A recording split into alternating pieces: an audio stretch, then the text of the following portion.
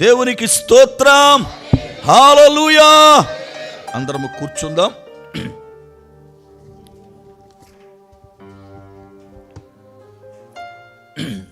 గమనించండి, సాయంత్రం వేళ సార్వత్రిక దైవజనుల సహవాస పక్షాన క్రిస్మస్ ఆరాధన ఇదే స్థలములో 6:30కి ప్రారంభించబడుతూ ఉంది.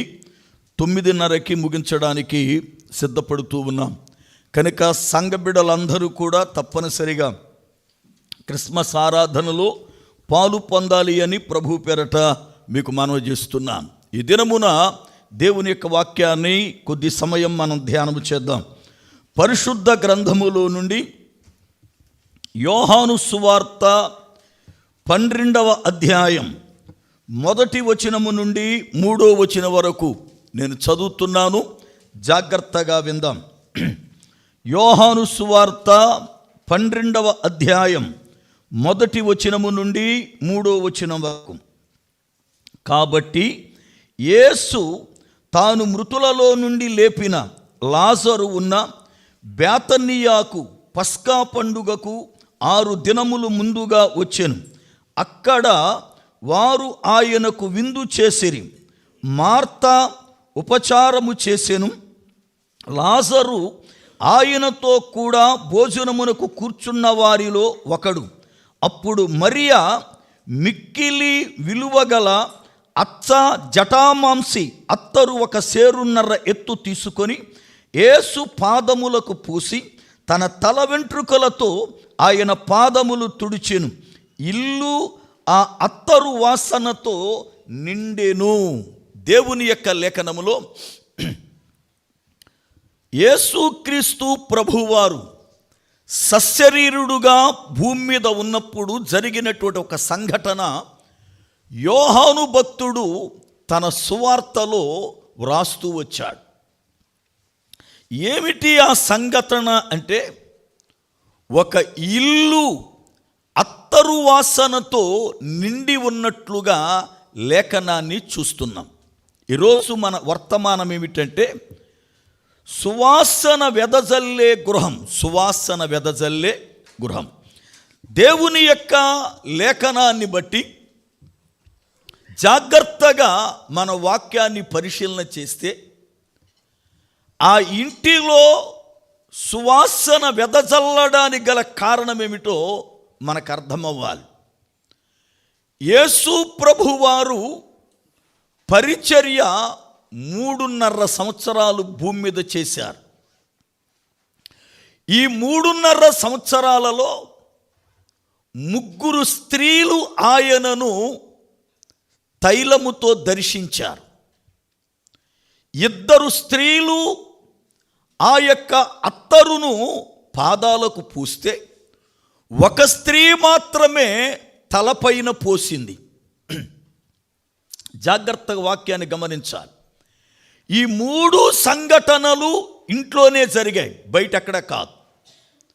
ఇళ్లల్లోనే ఈ 3 సంఘటనలు జరిగాయి. అలాంటప్పుడు 3 అత్తరే వాడారు. 3 ఆయన పైనే దాన్ని ప్రోక్షించారు.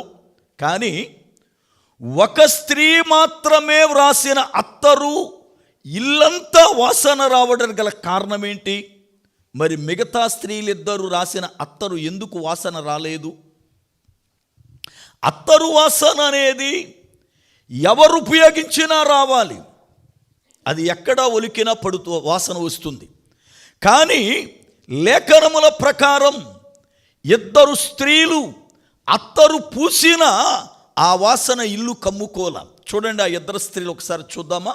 లూకాసు వార్త 7వ అధ్యాయం 37, 38 వచనాలు.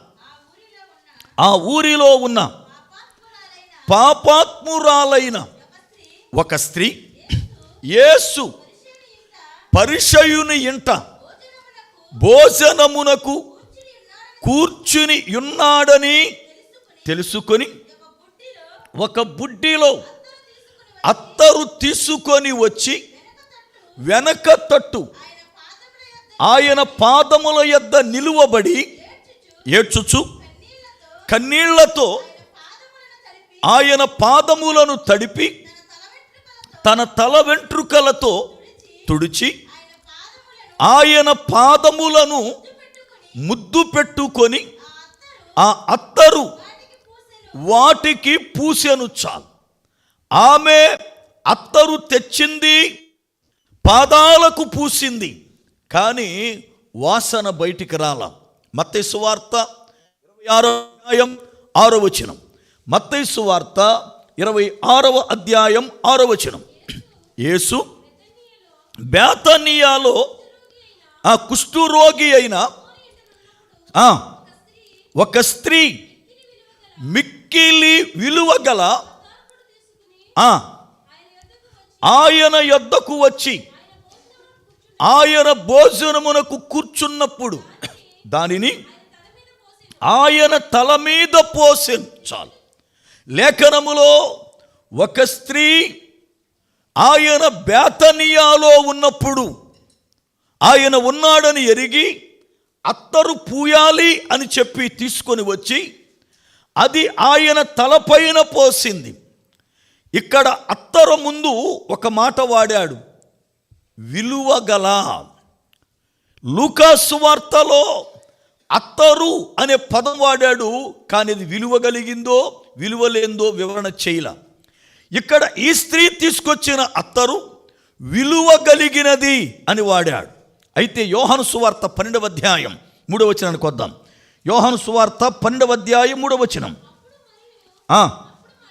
అప్పుడు మరియా మిక్కిలి విలువగల. చాలు.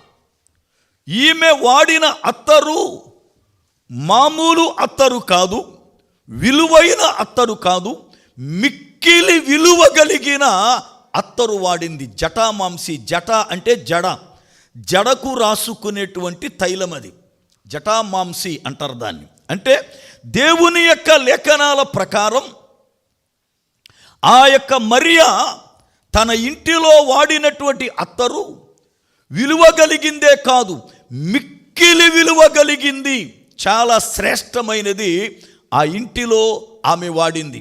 యేసు ప్రభువారు క్రీస్తు శకం 29వ సంవత్సరం ఏప్రిల్ మాసములో ఆయన చనిపోయారు. ఎందుకంటే పస్కా పండుగ ఏప్రిల్ మాసంలో వస్తుంది ఇశ్రాయేలులకు. ఆ మరణానికి ముందు 6 దినముల ముందు ఆయన ఆ బేతనియా గ్రామానికి వచ్చాడు. బేతనియా గ్రామములో అక్కడ వారు ఆయనకు విందు చేశారు.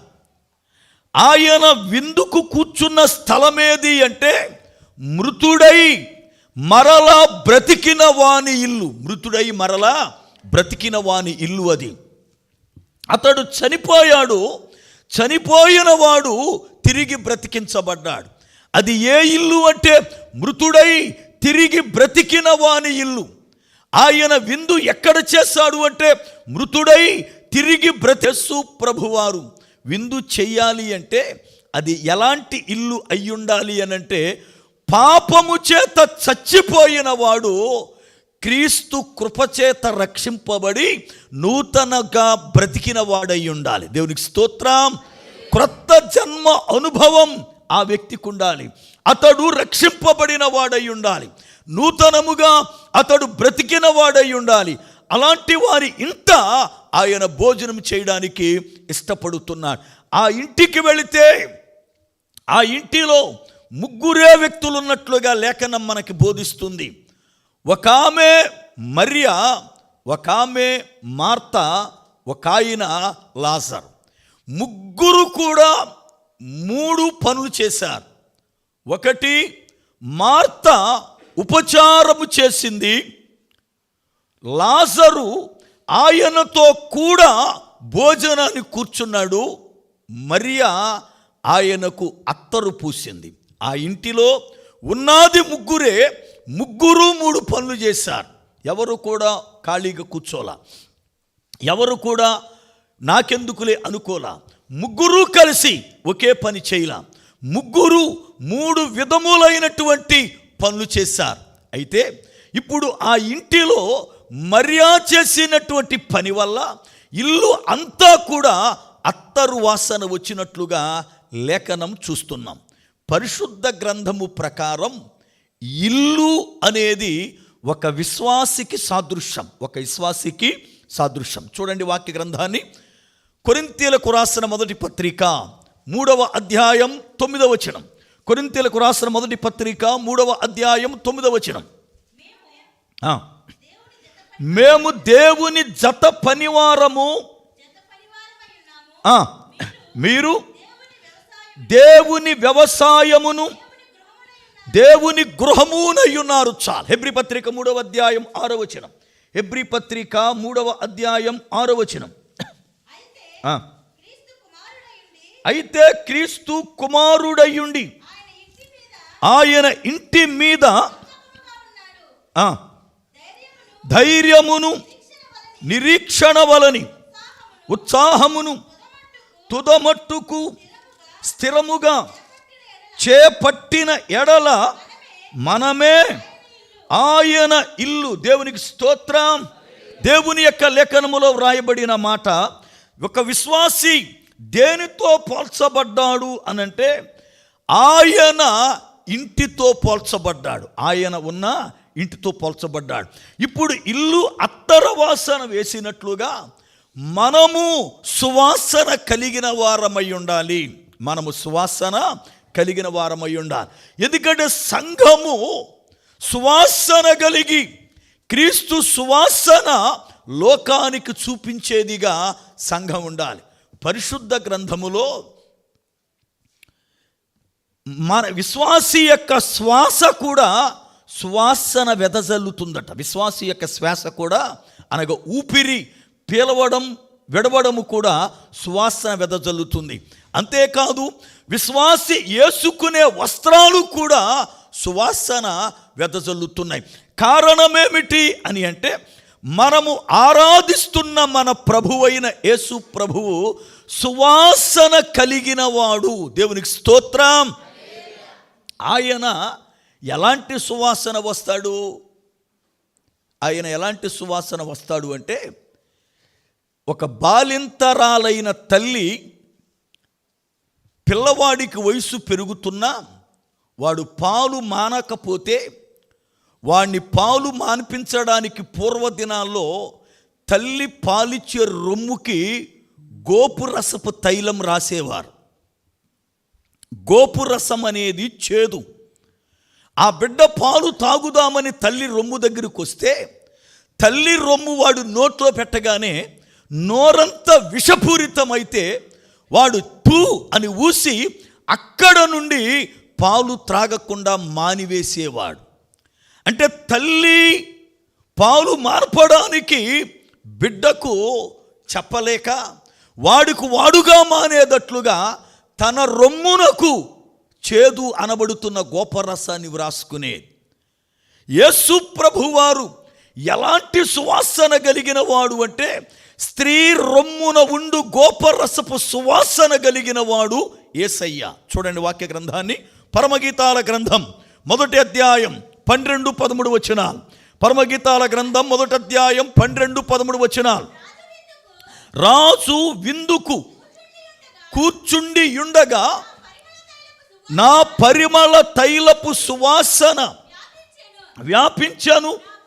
నా ప్రియుడు నా రొమ్మున నుండు గోపరసమంతా సువాసన గలవాడు.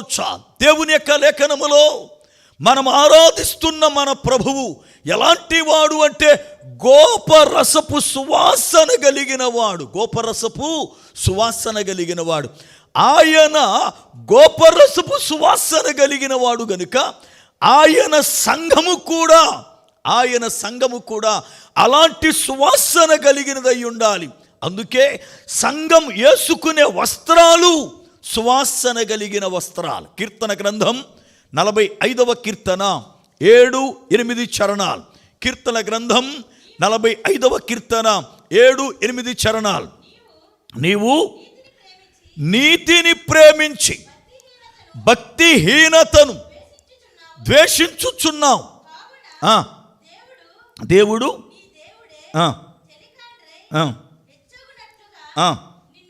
నిన్ను ఆనంద తైలముతో అభిషేకించి ఉన్నాడు. నీ వస్త్రములెల్లా గోపరస వాసనే, అగరు వాసనే, లవంగి పట్టావాసనే చాలు. గోపరసం అంటే దానికి మరొక పేరు బోళము. బోళము అన్న గోపరసము అన్న ఒకటే. ఇది బోళపు చెట్ల నుండి తీసే ఒక తైలం. బోళపు చెట్టుకి కత్తి పెట్టి ఘాటు పెట్టి రాత్రి దాని కింద ఒక ముంత కడతారు.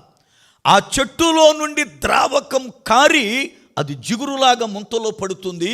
దాన్ని తీసుకువెళ్ళి సిద్ధపరిచి దాన్ని బోళముగాను లేక గోపురసముగాను దాన్ని బయటికిస్తారు. బోళం చేసే పని ఏమిటంటే 2 పనులు చేస్తుంది. అది గోపరసానికి 2 శ్రేష్టమైన కార్యాలు ఉన్నాయి. ఒక ఆడపిల్ల వివాహపు వయసు వస్తే వివాహానికి నలుగు పెడతారు. ఎందుకంటే వివాహములో సౌందర్యవంతురాలుగా ప్రత్యేకమైనదిగా పెండ్లి కూతురుగా ఆమె కనబడాలని, ఆమె యొక్క సౌందర్యం అందరికీ తేట తెల్లముగా కనబడాలని, ఆ బిడ్డను ప్రత్యేకముగా చూపించేదానికోసం నలుగు పెట్టి స్నానం చేయిస్తారు. అయితే ఆ స్నానములో గోపరసాన్ని వాడతారు. గోపరసం వాడితే ఒక ఆడపిల్ల చాలా సౌందర్యవంతురాలుగా, చాలా శ్రేష్టమైనదిగా, తన దేహము మెరిసేదిగా మారుతుంది. అందుకనే ఎస్తేరుకి 6 నెలలు హెగే అనబడుతున్న నపుంసకుడు ఆయన తనకి గోపరసపు రసాన్నిచ్చాడు. చూడండి, ఎస్తేరు గ్రంథం 2వ అధ్యాయం 11వ వచనం. ఎస్తేరు ఎలాగు ఉండునో అదియు తెలుసుకొనుటకై ఆవరణము ఎదుట ప్రతిదినం తిరుగులాడుచుండెను 6 మాసములు. గోపరస తైలముతోను 6 మాసములు సుగంధ వర్గములతోను స్త్రీల పరిమళ క్రియలతోను వేరు పదార్థములతోను స్త్రీలు పరిమళ క్రియలు ముగించి రాజునద్దకు వెళ్ళిరి. చాలు. ఇప్పుడు హెగే అనబడుతున్నటువంటి నపుంసకుడు ఎస్తేరును ప్రేమించి ఆమె ఎలా స్నానము చేస్తే రాణిగా మార్చబడుతుందో, రాజుకి ఇష్టమవుతుందో ఎరిగినవాడు గనుక ఎస్తేరును ప్రేమించి 6 నెలలు ప్రత్యేకించి గోపరస తైలముతోనే స్నానము చేయమని చెప్పాడు. గోపరస తైలముతో స్నానం చేయడం మామూలు సంగతి కాదు. ఎందుకంటే అది చేదుతో ఎవరు స్నానం చేస్తారు? చేదుతో పులారా స్నానం చేయడానికి ఎవరు ఇష్టపడతారు? అలాంటిది 6 మాసాలు కఠినముగా ఎస్తేరు గోపరసముతో స్నానము చేసింది. అంటే పెండ్లి కుమార్తె స్వారూప్యం తనకు రావాలి అనంటే, పెండ్లి కుమార్తెగా ఆమె ఆకర్షించబడాలి అంటే గోపరసముతో స్నానాన్ని చేయించేవారు. పూర్వదినాల్లో పెండ్లి కూతురుగా సిద్ధపరచాలి అంటే ఆ బిడ్డకు చక్కగా నలుగు పిండి పెట్టి స్నానము చేయించి చక్కగా రోజు కూడా సిద్ధపరిచేవారు. ఇప్పుడు అవేమిలే. ఇప్పుడు బ్యూటీ పార్లర్కి వెళ్తున్నారు, పేడ రాయించుకొస్తున్నారు. పాపం ఫోటోగ్రాఫోడు లైటింగ్ ముఖం మీద పెట్టగానే ఈ పేడ చెమట కారిపోయి తుడిసి అసలు రంగు బయటడిపోతుంది. అవునా కదా? మీరు ఏ బ్యూటీ పార్లర్కి వెళ్ళి డబ్బులు తగలేసుకోవక్కర్లా. మీకున్నటువంటి చక్కని సౌందర్యం బయటికి రావాలి అంటే చక్కగా ఆడపిల్ల సున్నిపిండితో స్నానం చేస్తే సరిపోద్ది. ఏం చేయక్కర్లా. ఇది మనకు తెలియక ఒళ్ళు బద్ధకం వేసి సున్నిపిండి తయారు చేసుకోలేక అడ్డమైందల్లా ముఖాన్ని రుద్దిచ్చేసి చివరికి పేడ చేసుకుంటున్నాం ముఖాన్ని. అర్థమైందా? దేవుని పిల్లలుగా వాక్యంలోకి వస్తే మీరు ఎంత అందంగా తయారవచ్చు. బ్యూటీ టిప్స్ అన్నీ బైబిల్లోనే ఉన్నాయి. దేవునికి స్తోత్రం. నిజం. ముఖములకు మెరుగునిచ్చు తైలాలు ఉన్నాయి బైబిల్లో. మీరు చదవండి. కీర్తన గ్రంథం 104వ కీర్తన ఇంటికి వెళ్ళి చదవండి. ముఖానికి తైలం సౌందర్యాన్ని ఇచ్చే శ్రేష్టమైన తైలాలు ఉన్నాయట బైబిల్లో. చాలామందికి తెలియక పాపం పిచ్చి పనులన్నీ చేస్తూ ఉన్నారు. గోపరసపు తైలం అవునా? గోపరసపు తైలం అది వాడడం చాలా కష్టం, ఎందుకంటే చేదు. కానీ యేసు ప్రభువారు ఎలాంటి సువాసన కలిగిన వాడు అంటే చేదు సువాసన కలిగిన వాడు. చేదు అనేది శ్రమలకు సాదృశ్యం, శ్రమలకు సాదృశ్యం. కన్నీటి ప్రార్థన జీవితానికి సాదృశ్యం, కన్నీటి ప్రార్థన జీవితానికి సాదృశ్యం. అనగా యేసు ఎలాంటి వాసన కలిగిన వాడు అంటే శ్రమలను భరించిన వాడిగా, సర్వమానవాడి కొరకే శ్రమపరచబడిన వాడిగా, శ్రమలలో నలగొట్టబడిన వాడిగా ఆయన వాసన వస్తూ ఉన్నాడు. అయితే దేవుని లేఖనమును బట్టి సంఘం వేసుకునే వస్త్రాలు ఎలాంటి వస్త్రాలు ఉండాలి అని అంటే గోపరసపు తైలపు వాసన రావాలి, అగరు వాసన రావాలి, లవంగి పట్టా వాసన రావాలట. ఆమె నడుస్తూ ఉంటే ఆమె వస్త్రాలలో నుండి సువాసన వెదజల్లాలి. చూడండి వాక్య గ్రంథాన్ని, పరమగీతాల గ్రంథం 4వ అధ్యాయం 11వ వచనం. పరమగీతాల గ్రంథం 4వ అధ్యాయం 11వ వచనం. ప్రాణేశ్వరి, నీ పెదవులు తేనీయలొలుకుచున్నవి, నీ జిహ్వ క్రింద మధుక్షీరము కలవు, నీ వస్త్రములు సువాసన లెబానోను సువాసన వలె ఉన్నవి. చాలు. తన ప్రియురాలుని వర్ణిస్తూ ఉన్నాడు ప్రియుడు. నా ప్రాణేశ్వరి అంటే నా యొక్క సగభాగమా, నా అర్ధాంగి, నీ పెదవుల కింద ఇదిగో ఫలాని ఉన్నాయి, నీ జిహ్వ కింద క్షీరాధారం ఉంది. జిహ్వ అంటే నాలుక, నాలుక కింద పాలు ద్రాక్షారసము కలిపినటువంటి రసాలు ఉన్నాయి అని వర్ణిస్తూ నువ్వు వేసుకున్న వస్త్రాలు లెబానోను సువాసన వేస్తున్నాయి, అనగా పరిశుద్ధత కలిగిన వాసన వేస్తున్నాయి అంటాడు. అనగా సంఘం నడుస్తూ ఉంటే పరిమళ వాసన వెదజల్లాలి. చూడండి వాక్యాన్ని, పరమగీతాల గ్రంథం 3వ అధ్యాయం 6వ వచనం. పరమగీతాల గ్రంథం 3వ అధ్యాయం 6వ వచనం. ధూమ స్తంభముల వలె అరణ్య మార్గముగా వచ్చుచున్నది, ఇది ఏమి? గోపరసముతోను సాంబ్రాణితోను వర్తకులు అమ్ము వివిధమైన సుగంధ సువర్ణములతోను పరిమళించుచు వచ్చుచున్నది, ఇది ఏమి? ఆమె నడుస్తూ ఉంటే వాసనలు వెదజల్లుతున్నాయట. గోపరసపు వాసన వెదజల్లుతూ ఉంది. వర్తకులు అమ్మే రకరకములైనటువంటి సుగంధ సువర్ణపు వాసనలు వెదజల్లుతున్నాయి, పరిమళ వాసనలు వెదజల్లుతున్నాయి. అంతేకాదు ఆమె ఊపిరి పీలుస్తూ ఉంటే ఊపిరి కూడా సువాసనగా ఉందట. పరమగీతాల గ్రంథం 7వ అధ్యాయం 8వ వచనం చూడండి. తాళ వృక్షము నెక్కుదుననుకొంటిని, నీ కుచములు ద్రాక్షాగలల వలె ఉన్నవి, నీ శ్వాస వాసన జల్దరు ఫలవృక్షము వలె ఉన్నది. చాలు. దేవునికి స్తోత్రం. సంఘము యొక్క ఊపిరి జల్దరు ఫలముల వలె వాసన వస్తున్నాయి అట. జల్దరు ఫలముల వలె వాసన వస్తున్నాయి. జల్దరు ఫలములను ఇశ్రాయేలీలు ఎందుకు వాడతారంటే, మనకిక్కడ ఎవరికైనా బస్సు ఎక్కితే పడకపోతే నిమ్మ పండు వాడతారు కదా, అలాగునే ఇశ్రాయేలీలు ప్రయాణం చేసినప్పుడు ప్రయాణములో వాళ్ళకి వాంతులు అవుతుంటే వాంతులు రాకుండా ఉండడానికి, లేక ఆమె ఎక్కడైనా ఏదైనా తిన్నప్పుడు ఆ ఇమడక వాంతులు అవుతున్నప్పుడు ఆ వాంతులు రాకుండా ఉండడానికి జల్దరు ఫలమును చేత్తో పట్టుకుని వాళ్ళు దాని వాసన చూస్తూ ఉంటారు. ఆ చెట్టు కింద కూర్చుని ఆ పళ్ళు పట్టుకుని వాసన చూస్తూ ఉంటారు. అందుకే ఆ స్త్రీ అంటది, నేను జల్దరు చెట్టు క్రింద ఇదిగో కూర్చున్నాను, నా ప్రియుడు నాకు జల్దరు వృక్షము లాంటి వాడు, జల్దరు వృక్షము లాంటి వాడు. ఆమె ఊపిరి కూడా ఎలాంటి వాసన వస్తుంది అనంటే జల్దరు ఫలముల వాసన వస్తుందట. అనగా సంఘం అనబడుతున్న ప్రతి విశ్వాసి జీవితంలో సువాసన వెదజల్లేటువంటి అనుభవం ఉండాలి. ఈ రోజున ఎలాంటి సువాసన దేన్ని బట్టి వస్తుందో ఒక 3-4 అనుభవాలు మనం ధ్యానం చేద్దాం. జాగ్రత్తగా దేవుని యొక్క వాక్యాన్ని విందాం. ఆ ఇల్లు అత్తరు సువాసన వెదజల్లినట్లుగా ఇల్లు అనబడుతున్న ప్రతి విశ్వాసి కూడా సువాసన కలిగిన వ్యక్తి అయి ఉండాలి. తనలో నుండి పరిమళ వాసన వెదజల్లే వారదై ఉండాలి. తనలో నుండి క్రీస్తు యొక్క సువాసన లోకానికి వెళ్ళాలి.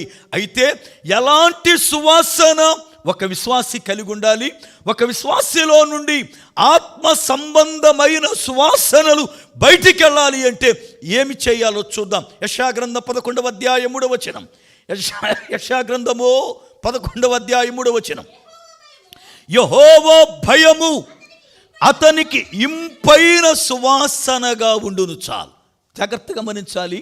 ఒక విశ్వాసికి ఇంపైన సువాసన ఏదో తెలుసా? దేవుని యందు భయం. దేవునికి స్తోత్రం. ఒక విశ్వాసి తన బ్రతుకులో దేవుని యందు భయము కలిగి ఉండడమే అతనిలో నుండి బయటకు వచ్చి ఇంపైన సువాసన. ఒక వ్యక్తి జీవితంలో నుండి ఇంపైన సువాసన బయటికి రావాలి అంటే అతడు దేవుని యందు భయము కలిగిన వాడై ఉండాలి. దేవుని యందు పులారా ఏ వ్యక్తికైతే భయం ఉంటా ఉందో ఆ వ్యక్తిలో నుండి ఇంపైన సువాసన బయటకు వస్తుంది. యోసేపు అంటాడు, నేను దేవుని భయము గలవాడను. నేను దేవుని భయము గల. వాళ్ళ అన్నయ్యలతో చెబుతాడు ఆ మాట. వాళ్ళ అన్నయ్యలు తన గుర్తుపట్ల. అయితే వాళ్ళతో మాట్లాడినప్పుడు నేను దేవుని భయము కలిగిన వాడిని గనుక మిమ్మల్ని విడిచిపెడుతున్నా, మీలో ఒకరిని ఇక్కడ వదిలిపెట్టండి అని వాళ్ళని పంపించాడు. అనగా యోసేపు జీవితంలో దేవుని భయం అనేది ఉన్నట్లుగా లేఖనాన్ని మనం చూస్తాం. చూడండి వాక్య గ్రంథాన్ని ఒక్కసారి. ఆదికాండము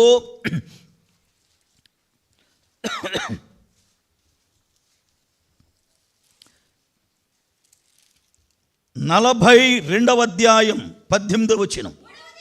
3వ దినమున యోసేపు వారిని చూచి నేను దేవునికి భయపడువాడను. చాలు అనగా దేవుని భయం కలిగిన వాడను. దేవుని భయము కలిగిన వాడను. ఈ రోజున పులారా మనలో నుండి ఇంపైన సువాసన బయటికి వెళ్ళాలి అంటే దేవుని భయం కలిగిన వారమై ఉండాలి. దేవుని భయము కలిగిన వారమై ఉండాలి. ఈ రోజున మనిషికి భయపడతా ఉన్నాడు. ఏదైనా కీడు చేస్తాడేమో, నష్టం కలిగిస్తాడేమో, ఏదైనా అవసరానికి ఉపయోగపడ్డమని. కానీ పిల్లారా సృష్టించిన దేవునికి మాత్రం భయపట్టాల. సృష్టించిన దేవునికి భయపట్టాల.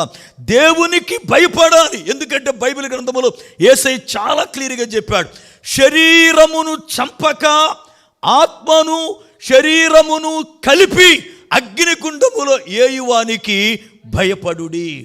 ఒక ఆయన ఉన్నాడు, శరీరాన్ని ఆత్మను కలిపి అగ్నిగుండంలో పాడేస్తాడు.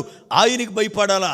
కానీ శరీరాన్ని చంపే వాళ్ళకి భయపడుతున్నారే మీరు అని మాట్లాడతాడు. అనగా దేవుని యొక్క లెక్కనాన్ని బట్టి ఒక వ్యక్తి జీవితంలో దేవునికి పైన సువాసన కలిగించేది మనలో ఏది అంటే దేవునికి భయపడ్డాం. దేవునికి భయపడ్డాం. నిజంగా దేవునికి భయపడే వారి విషయంలో ఆయన కనికరం ఎంత అద్భుతంగా ఉంటుందో బైబిల్ చదువుతున్నప్పుడు ఆశ్చర్యం వేస్తుంది.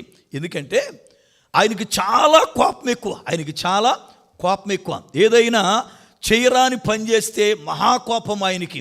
అయితే అంత కోపము కలిగినటువంటి ఆయనకు ఒక మనిషి ఆయన యందు భయము కలిగి రిక్తుడై తనను తాను తగ్గించుకుంటే ఎంత జాలి పడతాడో, ఎంత కనికరమో ఆయనకి వర్ణించలేం. ఒక రోజున ఆహాబు నాబోతును చంపించాడు. ఏలియాను పంపించి ఆహాబుకు చెప్పు, ఇలా చేశాడు, ఇదిగో ఈ పని కనుక శిక్ష రాబోతూ ఉంది. నాబోతు ఎక్కడ చనిపోయాడో అక్కడే ఇదిగో అతని రక్తాన్ని కుక్కలాగుతని చెప్పు, అతడు చేసిన దుర్మార్గం మామూలుది కాదు అని చెప్తే ఏలియా వెళ్ళాడు. ఆహాబు కనబడగా వెంటనే ఆహాబుకు ఈ మాట చెప్పాడు, ఇదిగో నువ్వు నీతిమంతుడైనటువంటి ఆ యొక్క వ్యక్తిని చంపేశావు కనుక దేవుడు నీతో ఈ మాట చెప్పమన్నాడు అనగానే వెంటనే ఆహాబు బట్టలు జిప్పుకుని గోనె పట్టా కట్టుకుని బూడిదేసి కూర్చున్నాడు. అప్పుడు దేవుడు ఏమనాలా, ఈ బుద్ధి ఇంతకు ముందేమైంది వీడికి, వీడు చస్తాడగానే అనగానే ఉపవాసం ఉన్నాడు, ఎదటోని చంపేటప్పుడేమో వీడు చాలా దుర్మార్గంగా ప్రవర్తించాడు, ఆడు ఎన్ని ఉపవాసాలు ఉన్నా నేను కనికరించను అనలేదు ఆయన ఏలియాతో ఏమన్నాడో చూడండి. రాజుల మొదటి గ్రంథం 21వ అధ్యాయం 29వ వచనం. రాజుల మొదటి గ్రంథం 21:29. ఆహాబు నాకు భయపడి వినయముగా ప్రవర్తించుట చూచితివా? నాకు భయపడి అతడు వినయముగా ప్రవర్తించుట చేత ఆ అపాయం అతని కాలమునందు సంభవింపకుండా ఆపి అతని కుమారుని కాలములో అతని కుటుంబం మీదకి నేను దాన్ని రాచేతును చాలు. దేవుడు ఏలియాతో మాట్లాడుతూ, ఏలియా, ఆహాబు నాకు భయపడుతున్నాడు చూసావా? నాకు భయపడి ఎంతగా తగ్గించుకొని ఉపవాసం ఉండి ఏడుస్తూ ఉన్నాడు, అతడు ఎంతగా రిక్తుడిగా మార్చుకున్నాడు. కనుక నాకు భయపడ్డాడు గనుక అతని కాలములో రావాల్సిన శిక్షను రానియను, తన తర్వాత వస్తుంది అని చెప్పాడు. అనగా దేవునికి భయపడేవాడు అంటే దేవునికి ఎంత ఇష్టమో, దేవుడు ఎంత జాలి పడతాడో, దేవుడు ఎంత కనికర పడతాడో, దేవుడు ఆ వ్యక్తి ఎడల ఎంత ప్రేమను చూపుతాడో వాక్యం మనకు అర్థమవుతుంది. దేవుని యొక్క లేఖనములో ఒక వ్యక్తిలో నుండి దేవునికి ఇంపైన సువాసన బయటకు వెళ్ళాలి అంటే దేవుని యందు భయం మనకు చాలా అవసరం. దేవునికి స్తోత్రం.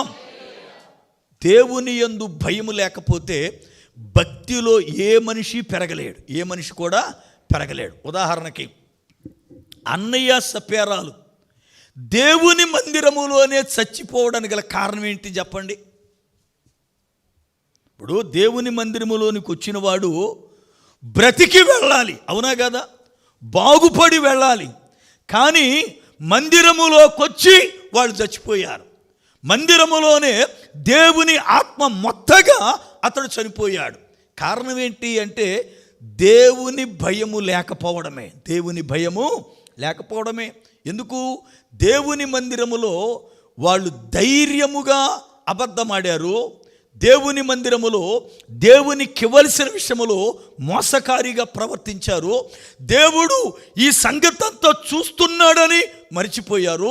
దేవుని భయము లేకుండా వారిద్దరు కూడా ప్రవర్తించారు. దేవుని భయం అనేది పులారా చాలా ప్రాముఖ్యమైనది, చాలా ప్రాముఖ్యం. నెంబర్ 1, మనము ఇంపైన సువాసనగా ఉండాలి అంటే దేవుని భయం మనలో ఉండాలి. రెండవది, దేవునికి ఇంపైన సువాసన ఏది? లేవీకాండం 1వ అధ్యాయం 6వ వచనము నుండి 9వ వచనం వరకు. లేవీకాండము 1వ అధ్యాయము 6వ వచనము నుండి 9వ వచనం వరకు. అప్పుడు అతడు దహన బలి రూపమైన ఆ పశు చర్మమును వలచి దాని అవయములను విడదీసి యాజకుడైన అహరోను కుమారులు బలిపీఠము మీద అగ్ని ఉంచి ఆ అగ్ని మీద కట్టెలను చక్కగా పేర్చి అప్పుడు యాజకులైన అహరోను కుమారులు ఆ అవయములను క్రొవ్వును బలిపీఠము మీద నుంచి చక్కగా పేర్చవలెను. దాని అంత్రియములను కాళ్లను నీళ్లతో కడగవలెను. అది యెహోవాకు ఇంపైన సువాసన గల బలి అగునట్లు యాజకుడు దాని అంతయు బలిపీఠము మీద దహింపవలెను. చాలు, జాగ్రత్తగా గమనించాలి. దేవునికి ఇంపైన సువాసనగా ఉండాలి అంటే ఇక్కడ 3-4 పనులు చెప్పబడ్డాయి.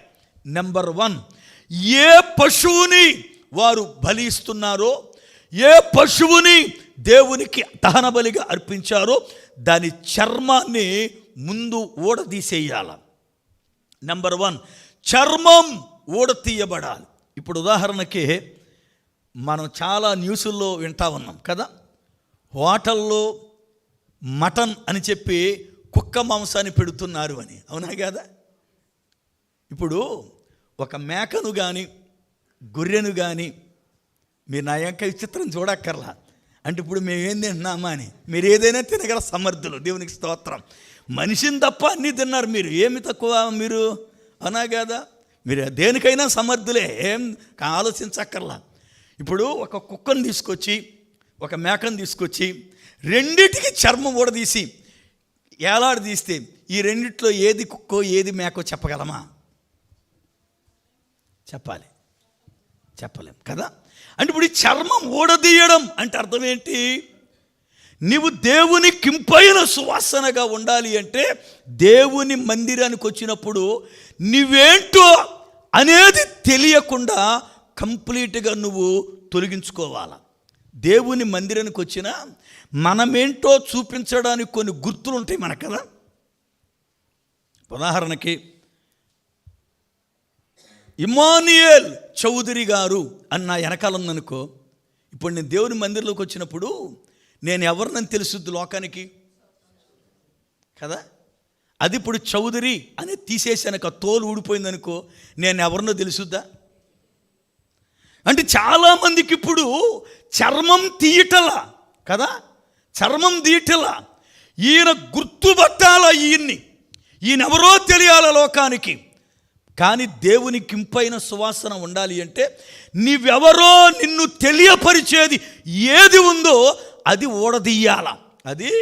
ఊడదీయాల.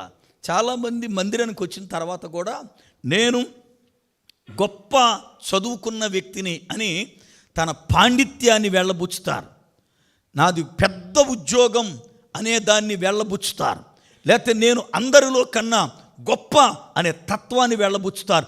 దేవుని దగ్గరకు వచ్చినప్పుడు మనము ఇంపైన సువాసనగా ఉండాలి అంటే ఆ చర్మం ఊడదీయాల. నువ్వెవరవో తెలియకూడదు, నువ్వెవరవో. ఎందుకని? దేవుని మందిరానికి వచ్చిన తర్వాత అందరం పాపుల మయ్యాము కనుక క్రీస్తు యేసు రక్తము చేత కడగబడి నీతిమంతుల మయ్యాం. దేవునికి స్తోత్రం. యూదుడని గ్రీసు దేశస్థుడని ఏ భేదము లేదు, కనుక మనకిప్పుడు అన్ని భేదాలే. క్రైస్తత్వములో ఉన్నటువంటి భేదాలు ఎక్కడ మనకు కనపడవు కదా, ఎక్కడ కనపడవు. కోడి దేశములో మరీ దరిద్ర భేదాలు. పశ్చిమ గోదావరి జిల్లాలో అయితే పశ్చిమ గోదావరి జిల్లా వాసన, ఆ చర్మం ఊడదు కదా. తూర్పు గోదావరిలో అయితే తూర్పు గోదావరి చర్మం కదా. ఇలాంటి పెంతుకోస్తు అయితే పెంతుకోస్తోడి చర్మం, ఫెలోషిప్ ఓడైతే ఫెలోషిప్ ఓడి చర్మాలు ఊడదీయటల్లా. అందుకని ఈడు రంగు కనపడుతుంది. ఈడెవుడంటే ఫలానోడు. నువ్వెవడవో తెలియకూడదు దేవుని దగ్గర. ఎందుకు తెలుసా? నువ్వు ఆ స్థితి నుండి బయటకు వచ్చావు. నువ్వు బయటకు వచ్చావు కనుక మరలా తిరిగి నీ పాత తోలు నీ ఒంటి మీద కనపడకూడదు. పాతది ఏది నీలోపులారా కనబడకూడదు. నువ్వెవరవి అంటే క్రీస్తు రక్తము చేత నూతనముగా కడగబడిన వ్యక్తివంతే. అందుకనే దేవుని కింపైన సువాసనగా మనం ఉండాలి అంటే నంబర్ 1 చర్మం ఊడతీయబడాలి. నంబర్ 2 ఏ అవయమునకు ఆ అవయము విడతీయబడాలట. ఏ అవయానికి ఆ అవయము విడతీయబడాలి. మూటలాగా ఉండకూడదు, ప్రత్యేకించబడాలి. ఎందుకని? దేవుడు మనలను లోకములో నుండి వేరు చేశాడు. మనం ప్రత్యేకించబడిన వారం. మనము పులారా ఏ అవయమునకు అవయముగానే విడతీయబడాలి. ఎందుకంటే ఒక్కొక్క అవయానికి దేవుడు ఒక్కొక్క తలాంతిచ్చాడు. ఒక్కొక్క అవయం పులారా ఒక్కొక్క కార్యము చేసేటట్లుగా దేవుడు తన కృపనిచ్చాడు. చూడండి, మనలో ఉన్న అవయాలు 2 రకాలు. ఒకటి బాహ్యానికి కనబడే, రెండవది అంతర్గతముగా లోపల ఉన్నాయి. అయితే బాహ్యానికి కనబడేవే అందంగా ఉంటాయి, వాటికే పెయింట్ వేస్తాం, వాటినే ఎక్కువగా చూసుకుంటూ ఉంటాం. కానీ ఇవి చేసేది తక్కువ పని. అంతరంగములో ఉన్నవి మనకు కనబడవు, వాటిని గురించి మనం ఆలోచించము. కానీ అవి నిత్యము మనము తల్లి గర్భము నుండి బయటకు వచ్చిన దగ్గర నుండి చనిపోయే వరకు రెస్ట్ లేకుండా పనిచేస్తానే ఉన్నాయి. దేవునికి స్తోత్రం.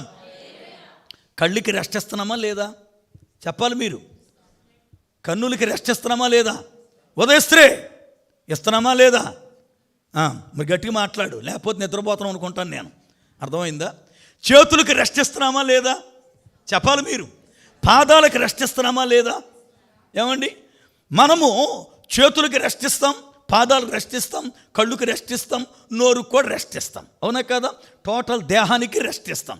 వీటికి చక్కగా రకరకాల పెయింట్లు వేస్తాం, అవునా కదా? గోడ రంగు వేసాడు, గోడ రంగు వేస్తారు కింద, ఏమండి, కానీ వేషాలు వేసేవాళ్ళు ఏ వేషమో వేసేస్తూ ఉంటారు.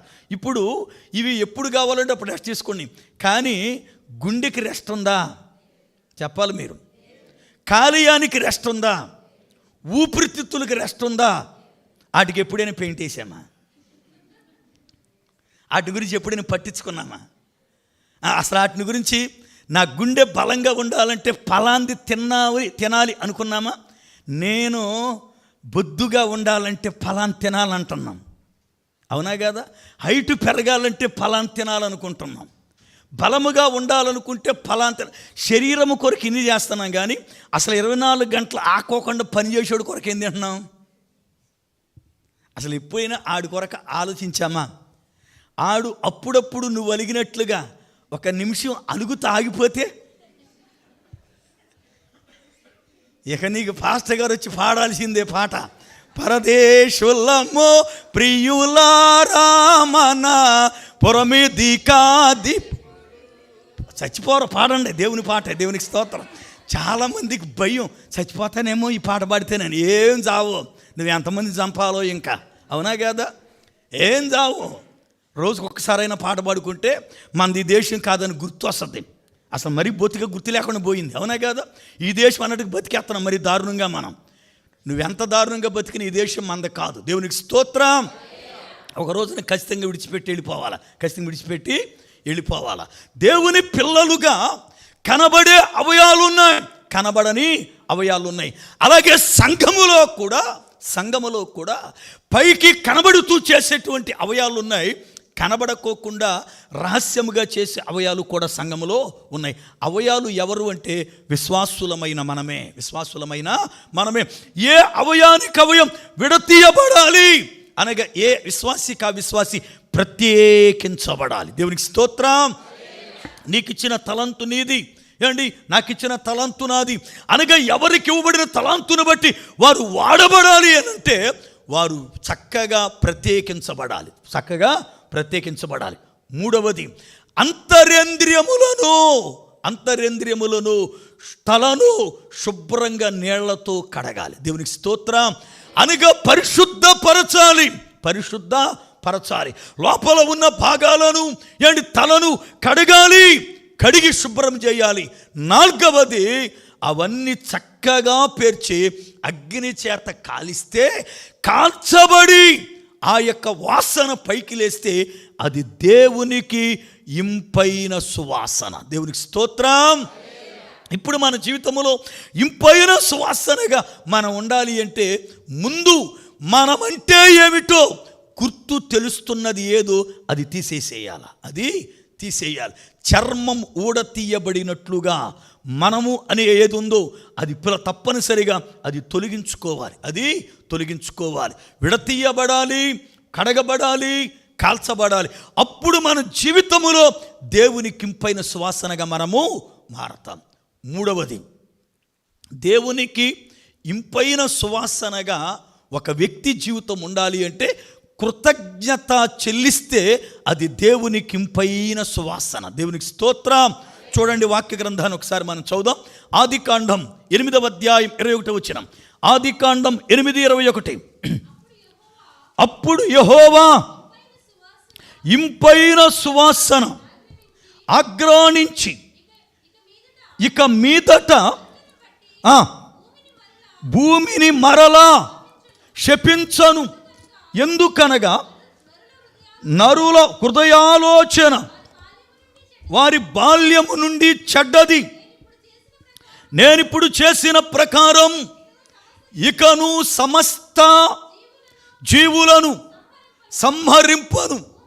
భూమి నిలిచి ఉన్నంత కాలం, వ్యధకాలమున, కోతకాలం, శీతోష్ణ స్థితి, వేసవి కాలములు, రాత్రింబగళ్ళు ఉండక మానవు. చాలు. దేవుని యొక్క లేఖనములో వ్రాయబడినటువంటి మాట, నోవాకు వాడలోనికి వెళ్ళాడు.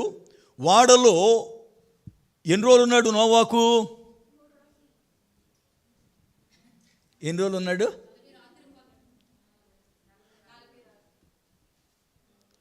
సన్న సోకార పెట్టి తోలు ఓడగొట్టేయాలి మిమ్మల్ని. ఎన్నిసార్లు విన్నారో, ఎంత సీనియారిటీ ఉందో. నోవాకు ఎన్ని రోజులు ఉన్నాడు ఇప్పుడు గుర్తులేదు మన కదా.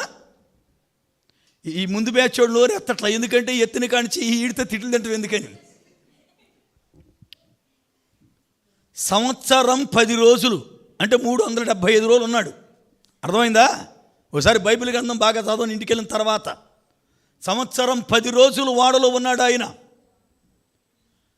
600 సంవత్సరం 2వ నెల 10వ తారీఖు లోపలికి వెళ్ళాడు. 601వ సంవత్సరం 2వ మాసం 17వ తారీఖు బయటకు వచ్చాడు. బైబిల్ చదవండి బాగా ఒకసారి. అర్థమైందా? అంటే ఇప్పుడు నోవాకు ఎన్ని రోజులు ఉన్న లోపల? 375 రోజులు వాడలో నుండి బయటకు వచ్చాడు. వాడలోకి వెళ్ళేటప్పుడే దేవుడు పవిత్రమైనటువంటి పక్షులను కానీ జంతువులను కానీ జతలుగా పంపించాడు. అపవిత్రమైనవి కూడా కొన్ని జతలుగా లోపలికి వెళ్ళాయి.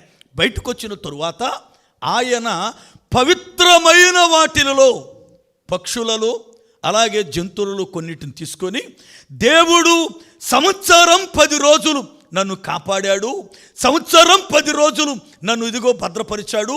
లోకమంతా చనిపోగా, లోకమంతా శవాలైపోగా, లోకమంతా నాశనం అవగా నన్ను ప్రేమించి వాళ్ళతో పాటు తుడిచివేయకుండా నాడుల కనికరము చూపి కృతజ్ఞతగా నన్ను చేసిన ఈ పని కొరకై నేను ఆయనకి ఏమి చెల్లించాలి అని ఆలోచన చేసి బయటకు రాగానే బలిపీఠము కట్టి కృతజ్ఞత అర్పణ అర్పించాడు. దేవునికి స్తోత్రం. మనల్ని ప్రభువు సంవత్సరం వెంబడి సంవత్సరం కాపాడుతూ ఉన్నాడు. సంవత్సరం వెంబడి సంవత్సరం నోవాకుని వాడలో దాచినట్లుగా ఆయనలో మనల్ని దాస్తూ ఉన్నాడు, ఆయనలో మనల్ని భద్రపరుస్తూ ఉన్నాడు. అయితే మనమెంత కృతజ్ఞత చెల్లించాలి ఆయనకి, మనమెంత స్తుతి చెల్లించాలి ఆయనకి, మనమెంత ఘనత ఆయనకి చెల్లించాలి ఆలోచించండి. మీకు ఒక మాట చెబుతా.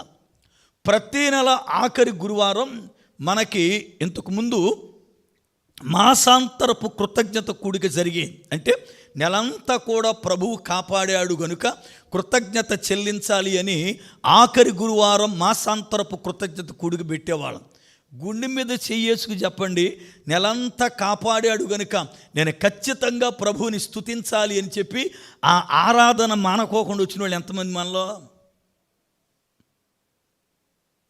మరి నెలంతా కాపాడినందుకే మనం కృతజ్ఞత చెల్లించలేకపోతున్నాం. సంవత్సరం అంతా కాపాడినందుకు ఏం చెల్లించగలం మనం? సంవత్సరం అంతా మనల్ని కాచి కాపాడినందుకు ఆయనకేమి ఇవ్వగలం మనం? ఆయన ఎలా ఘనపరచగలం? జనవరి నుండి డిసెంబర్ 31 తారీఖు లోపు నీకన్నా బలవంతులు, నీకన్నా జ్ఞానవంతులు, నీకన్నా అందచందాలు కలిగిన వారు, నీకన్నా గొప్పవారు ఎంతోమంది చనిపోయారు. నువ్వు సజీవంగా బ్రతుకున్నావంటే ఆయన కృపేగా, ఆయన కనికరమేగా. మరి కృతజ్ఞత చెల్లిస్తున్నామా? దేవా, ఈ రోజున నేను ఇలా ఉన్నాను అంటే, నా కుటుంబం ఇలా ఉంది అంటే నీ ఉచితమైన కృపేనయ్యా, ఏం చెల్లించగలను అని నోరు తెరిచి దేవునికి కాసేపైన కృతజ్ఞతాస్తుతులు చెల్లించగలుగుతున్నామా? ఆలోచించండి. నోవాకు వాడలో నుండి బయటకు వచ్చిన తరువాత నోవాకు ఎవరు చెప్పలా కృతజ్ఞతాస్తుతి చెల్లించమని? నోవాకే పరిశుద్ధాత్మ దేవుని చేత ప్రేరేపించబడిన వాడై దేవునికి నేను కృతజ్ఞత చెల్లించాలి నా బ్రతుకులు అని చెప్పి బలిపీఠాన్ని గట్టి బలి అర్పణ అర్పించాడు. ఆ అర్పణ కాల్చబడుతూ ఉన్నప్పుడు కాల్చబడిన ఆ మంటల్లో నుండి లేచిన ఆ యొక్క పొగ, ఆ యొక్క వాసన దేవుడు ఆగ్రాణించాడు అంటాడు. అంటే పీల్చాడు అని అర్థం. ఎందుకు పీల్చాడు అంటే అది ఇంపైన సువాసనట. దేవునికి స్తోత్రం. దేవునికి మన బ్రతుకులో ఇంపైన సువాసన ఏదో తెలుసా? మనము చెల్లించే కృతజ్ఞతాస్తుతులే. మనము చెల్లించే కృతజ్ఞతాస్తుతులే. అది నువ్వు ఏ రీతిగానైనా చెల్లించు, మాట ద్వారా కావచ్చు లేక పాట ద్వారా కావచ్చు. ఎందుకంటే కృతజ్ఞతాస్తుతులు 2 రకాలుగా చెల్లిస్తాం. చూడండి వాక్య గ్రంథాన్ని, కొలసీ పత్రిక 3వ అధ్యాయం 17వ వచనం. కొలసీ పత్రిక 3వ అధ్యాయం 17వ వచనం చదవండి. మరియు మాట చేత గాని క్రియ చేత గాని మీరేమి చేసినను ప్రభువైన యేసు ద్వారా తండ్రి అయిన దేవునికి కృతజ్ఞతాస్తుతులు చెల్లించుచు సమస్తమును ఆయన పేరట చేయుడు. దేవునికి స్తోత్రం. మాట చేత మీరు చెల్లించండి స్తుతి, క్రియ అంటే చేసే పని ద్వారా స్తుతి చెల్లించండి. మాట ద్వారా అంటే హృదయపూర్వకముగా నోటితో దేవుని స్తుతించడం, జిహ్వా ఫలం అంటారు దాన్ని. అంటే నోరార ప్రభుని స్తుతించడం, నోరార ప్రభుని స్తుతించడం అది దేవునికి ఇష్టమైన పని, అది దేవునికి ఇష్టమైన పని. నోరార హృదయపూర్వకముగా దేవా నీకు స్తోత్రాలు నాయన అని చెప్పి లోపల అంతరంగ పురుషుడు పులారా ప్రభువుని మనసారా స్తుతించడం దేవునికి ఇష్టం. హెబ్రీ పత్రిక 13వ అధ్యాయం 15వ వచనం. హెబ్రీ పత్రిక 13వ అధ్యాయం 15వ వచనం. కాబట్టి ఆయన ద్వారా మనము దేవునికి ఎల్లప్పుడూ స్తుతి యాగము చేయుదుము, అనగా ఆయన నామమును ఒప్పుకొనుచు జిహ్వా ఫలము. చాలు. జిహ్వా అంటే నాలుక, నోరు. నోటి ద్వారా ఆయన నామాన్ని ఒప్పుకుంటూ మనసారా ఆయనను స్తుతించడం. దేవునికి స్తోత్రం. మనం పాడతాం, మనసారా నిన్ను స్తుతింతును, మదిలోన నిన్ను ధ్యానింతును, మనసారా నిన్ను.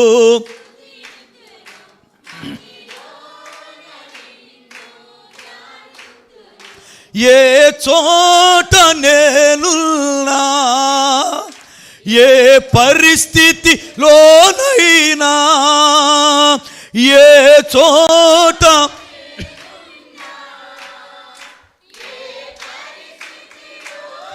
దేవునికి స్తోత్రం. మనసారా నోటితో స్తుతించడం.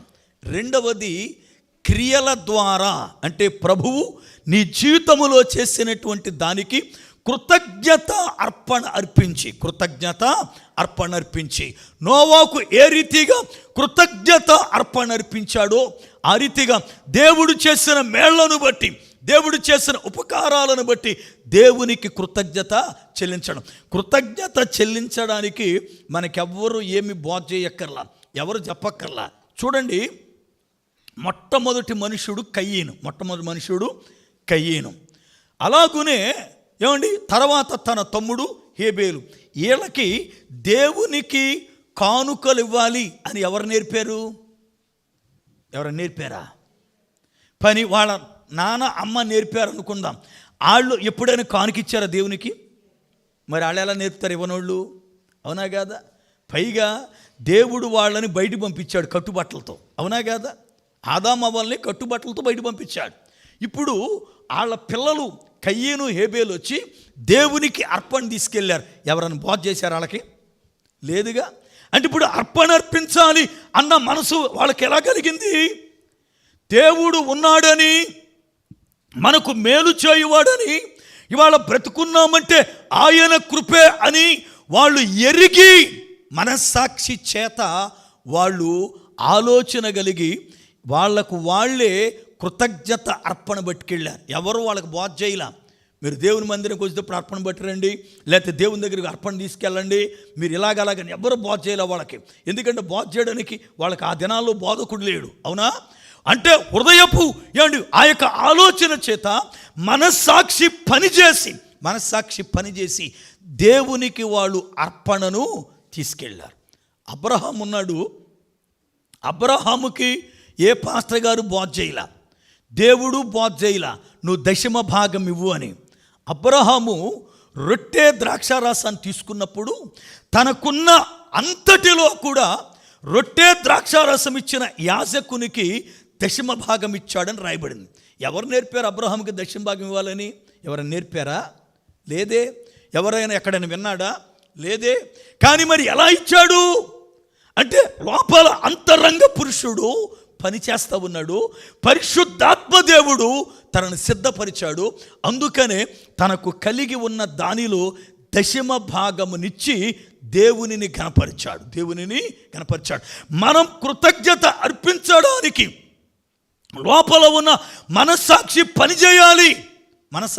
చేయాలి. అది ఎవరో నేర్పాల్సిన అవసరం లే, లేకపోతే ఎవరినో చూసి వాళ్ళు ఇచ్చారు కనుక నేను ఇవ్వాలి అనేటువంటి విధానం కాదు. నీ ఆత్మ పని చేయాల.